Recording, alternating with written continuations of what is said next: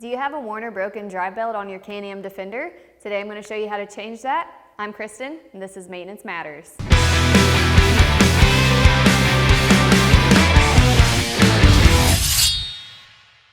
We're going to start by removing the tire to ease access to the clutch cover.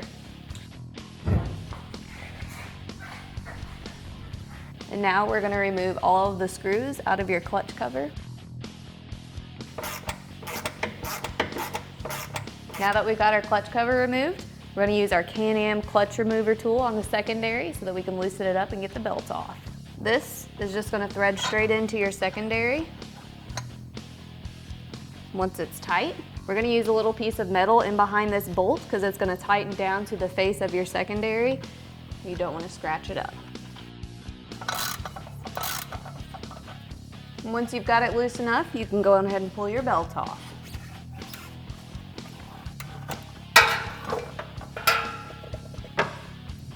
Once you've got this slid off, you can look for an arrow. Some belts might not have arrows, so double check on the numbers. You'll want to either read the numbers or check the arrows for rotation. Even if it's backwards, you still want to put it back on the same way unless you're putting on a new belt, then go with the arrows. With the belt removed, you're going to go on ahead and check your clutch. Make sure those are clean. Use an air gun to go on ahead and blow it out. Make sure there's no excess dust or dirt that can get caught up in it. It could definitely cause damage to your clutch, and obviously then you'd have to replace it.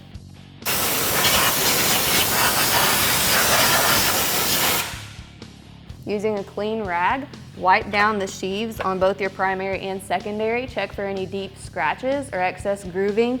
If you do have grooves, you will have to replace your clutch.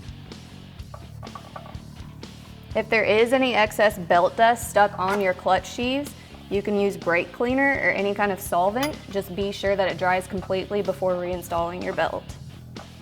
So now that we've got our clutch sheaves cleaned, we're going to go on ahead and reinstall our belt.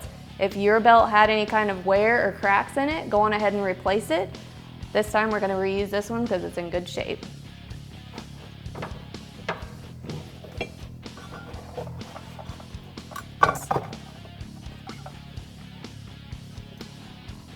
With the belt back in place, we're going to go ahead and remove our clutch removal tool. Once that's removed, spin your secondary to tighten up the belt. Now that the belt's tightened, you can go on ahead and reinstall your clutch cover, get your tire back on, and you're good to go.